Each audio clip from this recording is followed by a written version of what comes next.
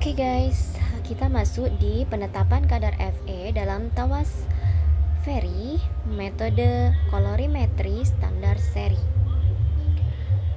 Ion besi 3 atau Feri ya, dalam suasana asam akan bereaksi dengan kalium tiosianat atau KCNS, membentuk senyawa kompleks yang berwarna merah. Senyawa kompleksnya itu nanti berupa K3FeCNS 6 kali. Ini ya nanti bentuk senyawanya. Lalu sebagai pengasam digunakan HCl atau asam klorida atau asam nitrat HNO3.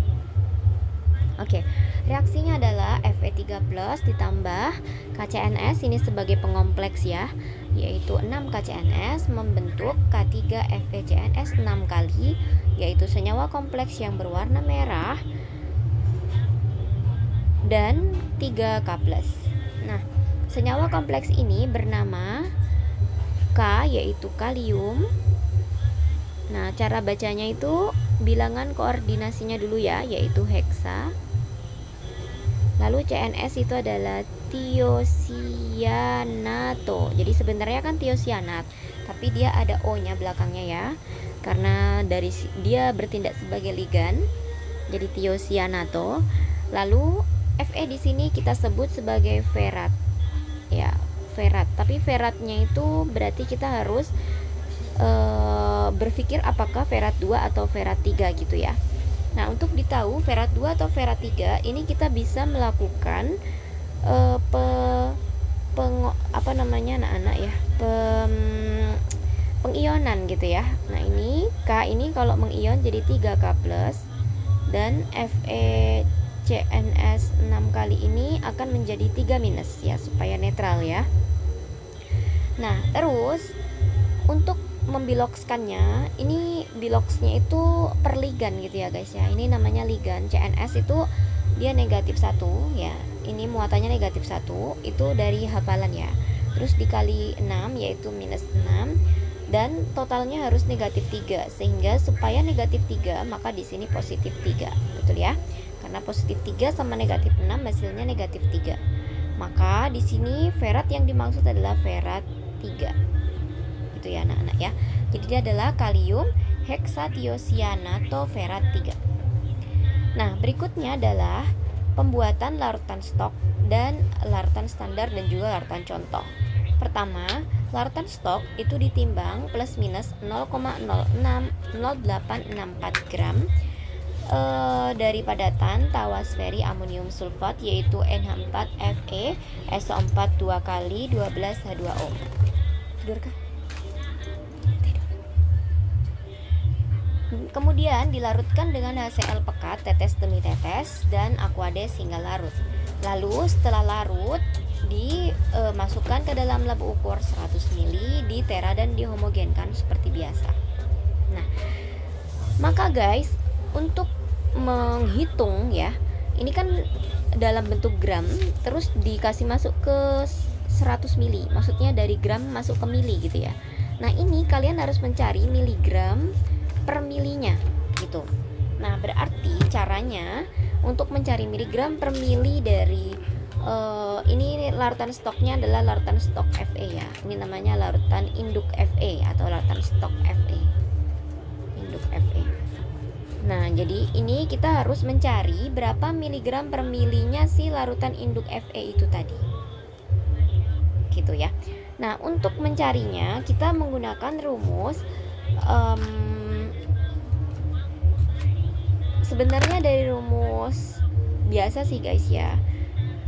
Sebenarnya dari rumus ppm Fe, yaitu rumusnya ARFe dibagi MR dari TFAS dikali dengan miligram per liter. Kan miligram per liter itu kan ppm ya, jadi dikali dengan miligram per liter. Miligramnya itu yang ini, nanti kalian ubah ke dalam bentuk miligram. Liternya itu yang ini, labu ukurnya ini. Nah, tetapi di sini permasalahannya ini kan bukan ppm ya, yang disuruh soal kan miligram per mililiter ya. Jadi bukan miligram per liter gitu loh maksudku guys ya. Jadi bukan miligram per liter, tapi disuruhnya itu miligram per mililiter. Maka kalian tinggal mengubah ini ke dalam mililiter juga. gitu. Jadi kayak kalian tinggal mengubahnya ke situ gitu ya. Ini ke sini saja yang agak berbeda. Oke. Nah, kenapa diubah ke mililiter? Karena nanti dalam praktikum itu kalian memipetnya dalam bentuk mili. Sorry, bukan memipet ya, diturunkan lewat mikroburet. Itu dalam bentuk mili, sehingga lebih mudah jika bentuknya tuh dari awal tuh miligram per mili gitu loh guys ya. Nah, untuk ARFE di sini adalah 56, MRTFAS ini sudah kuhitungkan ya 482. Terus kita kalikan dengan miligramnya. Ini miligramnya kita ubah dulu ke dalam miligram, berarti dikali 1000 ya. 86,4 miligram. Ini nanti 86,4 ini bisa berubah ya, tergantung dengan penimbangan asli kalian gitu. Terus ini mililiter labu ukurnya yaitu 100. Ini per ya. Gitu. Jadi tinggal dihitung 56 per 482 dikali 86,4 per 100. Terus coba kita hitung dulu ya. Hasilnya adalah 0,1004 mg per liter. Oke. Nah, terus kalau sudah nanti kalian pipet, ini sesuai dengan instruksi kerja ya, 0,1, 0,2. Bukan pipet, sorry, dimasukin ke mikroburet, diturunkan 0,1 mili, 0,2 mili dan seterusnya hingga 1. Ya, ini 1 mili ya. Ini dimasukin ke tabung reaksi gitu ya, guys ya. Nah, sebenarnya kalau ini metode standar seri ya, kalorimetri standar seri atau kita kenal dengan Nessler. Ya, itu sebenarnya dia pakai tabungnya tabung khusus ya. Ada memang tabung khusus, tabung Nessler untuk Nessler ya. Cuman di SMAK itu pakainya tabung reaksi yang biasa Ji. Oke. Nah, jadi kalian karena kita pakai tabung reaksi biasa, maka kita harus pastikan ketinggiannya itu nanti harus sama persis. Ya, ketinggiannya ini harus sama, nggak boleh beda-beda. Pokoknya harus sama persis banget. Ini titik kritisnya ya, gitu. Karena kalau beda sedikit saja menyebabkan pengukurannya itu tidak akurat. Gitu. Karena kan kita pakai mata ya, diamatinya kan pakai mata, jadi harus banget sejajar gitu ya. Maksudnya harus banget sama tinggi supaya nggak yang salah-salah gitu. Oke. Terus guys, tapi kalau misalnya kita pakai tabung Nessler itu enaknya adalah dia ada tanda teranya ya anak-anak ya. Jadi udah dipastikan dia tingginya sama kalau pakai tabung khusus itu. Oke. Nah, setelah kalian pipet, maksudku setelah kalian turunkan dari buret, nanti kalian kasih air ya kayak biasa. Sorry, bukan dikasih air, dikasih HCl 2 mili 4N, KCNS 2 mili 10%, dan Aquades hingga volumenya sama. Jadi sama semua mereka bersepuluh itu guys ya. Nah, terus nanti di sini kalian untuk miligram ini sebenarnya nggak dikerja Ji. Ini cuman untuk kelengkapan untuk menghitung aja. Nanti untuk perhitungan kalian butuh data miligramnya. Jadi ini untuk miligram ini menghitung Ji ya, bukan yang menimbang betulan ya anak-anak ya. Nah, untuk menghitungnya tinggal ini 0,1-nya 0,1 mili. Ya, ini caranya adalah 0,1 mili dikalikan dengan ininya dia miligram per mili dari yang labu ukur tadi, berarti 0,1004 ya. Gitu. Sehingga nanti mililiternya tercoret sehingga diketahuilah miligramnya. Gitu ya. Nah, ini hasilnya adalah 0,01004 miligram. Ya, semuanya dikerja sama dari ujung dari 0,1 hingga 1 mili digituin semua, oke? Nah, terus oke. Nah, terus habis itu kalau sudah kalian miligramnya itu sudah semua, nanti ini dipakainya di perhitungan ya. Nah, terus jangan lupa untuk preparasi larutan contoh itu ditimbang plus minus 0,1 gram contoh, dikasih masuk HCl peka tetes demi tetes sampai larut, dimasukin ke labu ukur 100 mili. Nah, ini kalau di cara kerjanya itu dibuat pengenceran tertentu.